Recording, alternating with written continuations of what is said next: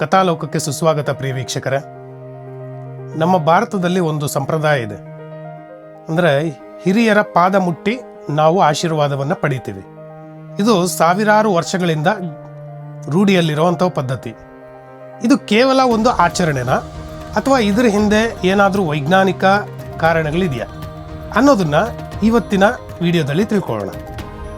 ನೋಡಿ, ನಮ್ಮ ತಂದೆ ತಾಯಿಗಳಿರ್ಬೋದು ಅಥವಾ ನಮ್ಮ ಅಜ್ಜಿ ತಾತ ಇರ್ಬೋದು, ಯಾರೇ ಹಿರಿಯರಿರ್ಬೋದು, ಅವರಿಗೆ ನಾವು ಬಗ್ಗಿ ನಮಸ್ಕಾರವನ್ನು ಮಾಡ್ತೇವೆ. ಮಾಡುವಾಗ ನಮ್ಮ ಕೈಗಳನ್ನು ಅವರ ಹೆಬ್ಬರಳಿಗೆ ಅಥವಾ ಅವರ ಪಾದಗಳಿಗೆ ಸ್ಪರ್ಶವನ್ನು ಮಾಡ್ತೇವೆ.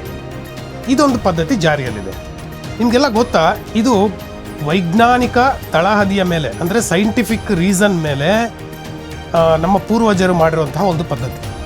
ಇವತ್ತು ನಾನು ನಿಮ್ಗೆ ಹೇಳ್ತೀನಿ, ಈ ರೀತಿ ನಿಮ್ಮ ಹಿರಿಯರಿಗೆ ಬಗ್ಗಿ ನಮಸ್ಕಾರ, ಅವರ ಪಾದ ಮುಟ್ಟಿ ನಮಸ್ಕಾರ ಮಾಡೋದ್ರಿಂದ ನಿಮಗಾಗುವಂತಹ ಪ್ರಯೋಜನಗಳೇನು ಅಂತ. ಬಹಳಷ್ಟು ಲಾಭಗಳಿವೆ, ಮಾನಸಿಕವಾಗಿ, ದೈಹಿಕವಾಗಿ. ಒಂದೊಂದಾಗಿ ನಾನು ಹೇಳಿದೆ. ಮೊದಲನೇದಾಗಿ, ಈ ಒಂದು ಪದ್ಧತಿ ಇದೆಯಲ್ಲ, ಇದು ನಮ್ಮಲ್ಲಿನ ಅಹಂಕಾರವನ್ನು ಕಡಿಮೆ ಮಾಡುತ್ತೆ. ನಾವು ಯಾವಾಗ ನಮ್ಮ ಹಿರಿಯರ ಮುಂದೆ ಬಗ್ಗಿ ಅವರ ಪಾದ ಮುಟ್ಟಿ ನಮಸ್ಕಾರ ಮಾಡ್ತೀವಿ, ಅದು ನಮ್ಮ ಅಹಂಕಾರ. ನಮ್ಮಲ್ಲೊಂದು ಅಹಂಕಾರ ಇರುತ್ತೆ, ನಾನು ಯಾರ ಮುಂದೆ ಬಾಗೋದಿಲ್ಲ ಅಂತ. ಆ ಅಹಂಕಾರ ಅದು ಕಡಿಮೆ ಆಗುತ್ತೆ.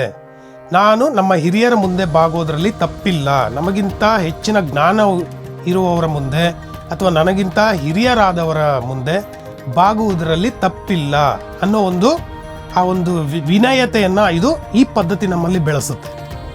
ನಮ್ಮ ದುರಹಂಕಾರ ಕಡಿಮೆಯಾಗುತ್ತೆ. ಆದ್ದರಿಂದ ನಾವು ನಮ್ಮ ಹಿರಿಯರ ಪಾದ ಸ್ಪರ್ಶ ಮಾಡಿ ಆಶೀರ್ವಾದವನ್ನು ಪಡಿಬೇಕು. ಎರಡನೇದಾಗಿ, ನೀವು ನಿಮ್ಮ ತಂದೆ ತಾಯಿಗಳಿಗೆ, ಅಜ್ಜಿ ತಾತಂದರಿಗೆ ಒಳ್ಳೆಯ ಗೌರವವನ್ನು ಕೊಟ್ಟು ಅವರಿಂದ ಆಶೀರ್ವಾದವನ್ನು ಪಡೆದಾಗ ಅವರ ಮನಸ್ಸಿಗೆ ಅದರಿಂದ ಸಂತೋಷ ಆಗುತ್ತೆ.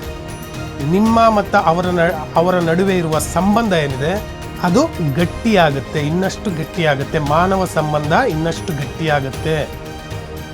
ಮೂರನೇದಾಗಿ, ಅದರಿಂದ ದೈಹಿಕವಾಗಿ ಒಳ್ಳೆ ವ್ಯಾಯಾಮ. ನಾವು ಬಗ್ಗದಾಗ ನಮ್ಮ ಬೆನ್ನಿಗೆ ಅದೊಂದು ಒಳ್ಳೆಯ ಎಕ್ಸಸೈಸ್, ಹಾಗೆ ನಮ್ಮ ಕೈಗಳಿಗೂ ಕೂಡ ಅದೊಂದು ಎಕ್ಸಸೈಸ್. ನಾಲ್ಕನೇದಾಗಿ, ನಮ್ಮ ಹಿರಿಯರು ನಾವು ಅವರ ಪಾದ ಸ್ಪರ್ಶ ಮಾಡಿದಾಗ ಅವರ ಕೈಯಿಂದ ನಮ್ಮ ತಲೆಯನ್ನು ಸ್ಪರ್ಶ ಮಾಡ್ತಾರೆ, ನಮಗೆ ಆಶೀರ್ವಾದ ಮಾಡಲಿಕ್ಕೆ. ಆಗೇನಾಗುತ್ತೆ, ಅವರಲ್ಲಿ ಇರುವಂತಹ ಒಂದು ಎನರ್ಜಿ ಅದು ಆ ಕೈಗಳ ಮುಖಾಂತರ ನಮ್ಮ ದೇಹದಲ್ಲಿ ಹರಿಯುತ್ತೆ, ಆಶೀರ್ವಾದದ ರೂಪದಲ್ಲಿ. ಈ ಆಶೀರ್ವಾದ ನಮಗಿದ್ದಾಗ ಇದು ನಮಗೆ ಬರುವ ಅಪಾಯಗಳಿಂದ ಒಂದು ರಕ್ಷಾ ಕವಚವಾಗಿ, ಅಂದರೆ ಪ್ರೊಟೆಕ್ಷನ್ ಲೇಯರ್ ಆಗಿ ಅದು ಕೆಲಸ ಮಾಡುತ್ತೆ. ನೀವು ಕೇಳಿರ್ಬೋದು, ಇವನು ಅಪಘಾತದಲ್ಲಿ ಕೂದಲೆಳೆಯಿಂದ ಬಚಾವಾದ ಅಂತ.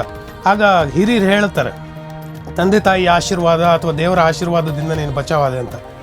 ಆಶೀರ್ವಾದ ಅನ್ನೋದು ನಮ್ಮ ಜೀವನದಲ್ಲಿ ಬಹಳ ಮುಖ್ಯ. ಅದನ್ನು ಬಹಳ ಸುಲಭವಾಗಿ ಹಿರಿಯರ ಪಾದ ಸ್ಪರ್ಶವನ್ನು ಮಾಡಿ, ನಮಸ್ಕಾರ ಮಾಡಿ, ಬಗ್ಗಿ ನಮಸ್ಕಾರ ಮಾಡಿ ನಾವು ಬಹಳ ಸುಲಭವಾಗಿ ಪಡ್ಕೋಬೋದು.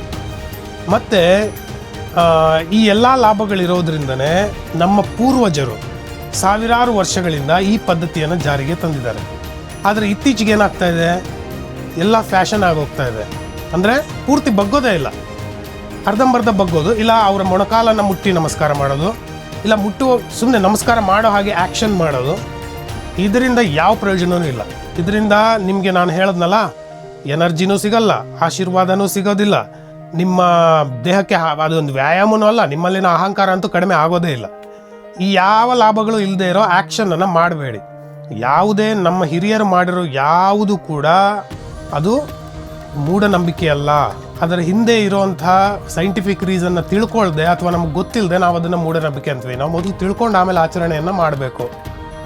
ಹಾಗಾಗಿ ಇವತ್ತು ಇದೊಂದು ಪುಟ್ಟ ಪ್ರಯತ್ನ ಅಷ್ಟೇ. ಅಂದರೆ ಹಿರಿಯರ ಪಾದ ಮುಟ್ಟಿ ನಮಸ್ಕಾರ ಮಾಡುವುದರಿಂದ ನಮಗಾಗೋ ಲಾಭಗಳನ್ನು ನಾನು ನಿಮಗೆ ತಿಳಿಸ್ಕೊಟ್ಟಿದ್ದೀನಿ. ಇದೆಲ್ಲವೂ ವೈಜ್ಞಾನಿಕ. ಸಾವಿರಾರು ವರ್ಷಗಳಿಂದ ನಮ್ಮ ದೇಶದಲ್ಲಿ ಈ ಪದ್ಧತಿ ಇದೆ. ಅದಕ್ಕಾಗಿ ನೀವು ಕೂಡ ನಿಮ್ಮ ಮನೆಯಲ್ಲಿ ತಂದೆ ತಾಯಿ ಇದ್ದರೆ, ಅಜ್ಜಿ ತಾತಂದಿರಿದ್ದರೆ, ನೀವು ರೆಗ್ಯುಲರ್ ಆಗಿ, ಅಂದರೆ ದಿನ ಅವರ ಆಶೀರ್ವಾದವನ್ನು ಪಡೆಯುವುದು ಬಹಳ ಒಳ್ಳೆಯದು. ಅಥವಾ ಆಗಲಿಲ್ಲ ಅಂದರೆ ವಿಶೇಷ ಸಂದರ್ಭಗಳಲ್ಲಿ, ಹಬ್ಬಗಳ ದಿನ ಅಥವಾ ಯಾವುದೇ ಒಂದು ಒಳ್ಳೆಯ ಕೆಲಸ ಪ್ರಾರಂಭ ಮಾಡುವಾಗ ಅವರ ಪಾದ ಮುಟ್ಟಿ ನಮಸ್ಕಾರ ಮಾಡಿ ಈ ಎಲ್ಲ ಲಾಭಗಳನ್ನು ನೀವು ಪಡ್ಕೋಬೋದು ಅಂತ ಹೇಳ್ತಾ, ಈ ವಿಡಿಯೋ ನಿಮಗೆ ಇಷ್ಟವಾಗಿದೆ ಅಂತ ಭಾವಿಸ್ತೀನಿ.